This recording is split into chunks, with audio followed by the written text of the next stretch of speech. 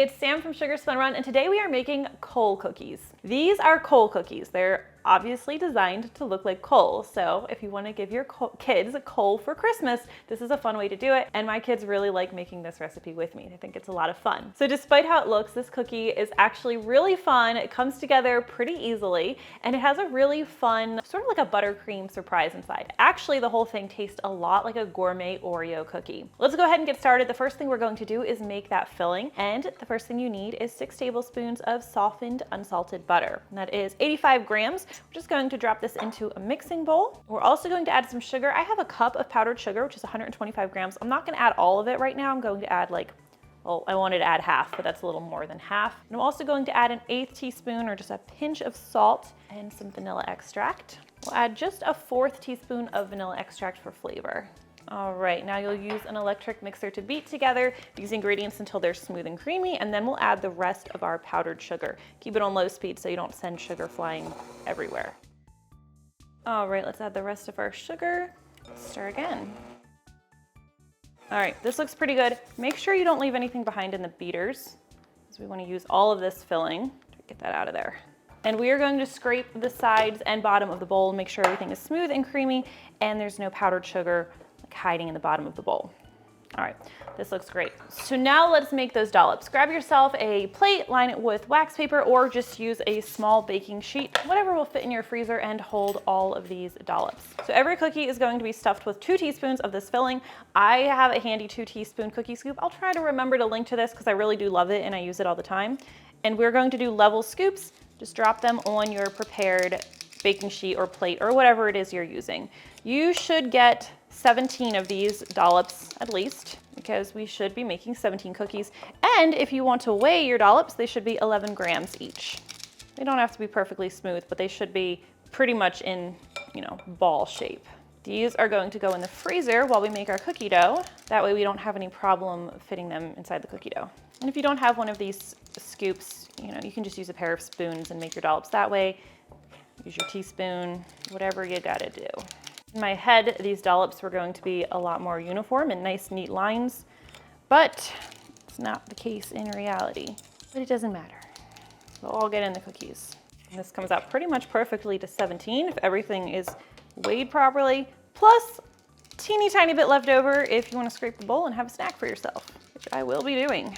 All right, these go into the freezer for 20 minutes. If you are going to be, making these like a day in advance, after 20 minutes, take them out, cover them up with plastic wrap, and then put them back in the freezer so they don't absorb any odors. But I'm going to be back to these in 20 minutes, so they're just going right in my freezer. So while the filling is chilling, we can make our cookie dough. We're going to start with 1 cup or 226 grams of softened unsalted butter, and we will add 1.5 cups or 300 grams of granulated sugar in here with this. We're going to beat these together until they are light and fluffy. You could absolutely make today's recipe in a stand mixer using the paddle attachment, but today I'm just going to be using my electric hand mixer.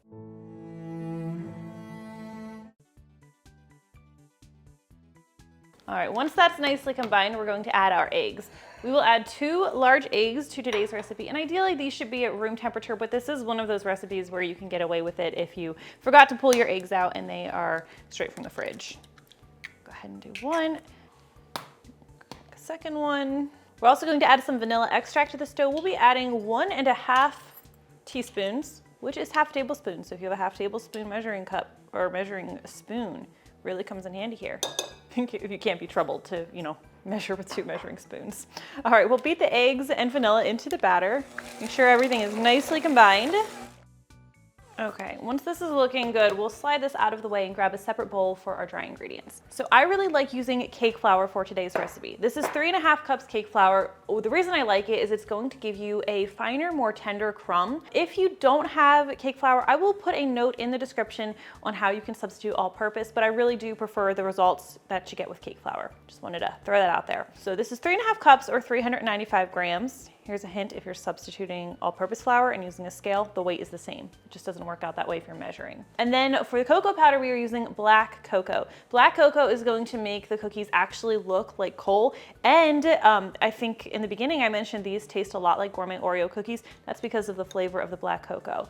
It really, really adds a nice flavor. It's also really messy, so just watch that. It gets everywhere. So for amounts, that was 2/3 cup or 80 grams of black cocoa. I can't actually find this in my local grocery store, so I buy it online. I will put a link in the description if you also can't find it in your grocery store. We'll also be adding 2 teaspoons of baking powder and just 3/4 teaspoon of table salt. And then whisk everything together. Try not to get it all over the place because like I said, it's messy. I do have a couple other recipes where I use black cocoa. What comes to mind is my homemade Oreo cookies. I feel like there's another one, but I can't think of it right now. All right, are we nicely mixed up? No, not at all. I use my spatula to turn up the dry ingredients a bit. All right, once this is well combined, we'll bring back our butter and we're just going to gradually stir the dry ingredients. My goodness, I didn't whisk that as well as I thought. All right, we're going to gradually add the dry ingredients to the wet. I'll usually do this in like 3 or 4 parts. This dough is a bit on the dry side. That is expected. It's what makes the cookie hold its shape and not spread too much. So 1 part, 2 parts. Number 3. So while we do want to get everything well combined, I do try to not overmix this batter just because I don't want to make it too warm. And if you mix it a lot, you can kind of warm up the butter a little bit too much and that can make it difficult to handle. And I like to be able to use this dough as soon as it's mixed up and start stuffing it with the filling. So keep my speed on low. Okay, and I'm going to stop here and I'll scrape the sides and bottom of the bowl and I'm just going to finish stirring everything together by hand. Just don't want to leave any cookie dough behind. And like I said, this should be a pretty stiff dough. If yours is sticky, for any reason, you can cover it and put it in the fridge for like 15 minutes or so. But if everything is at the right temperature, you shouldn't have any problem working with it immediately.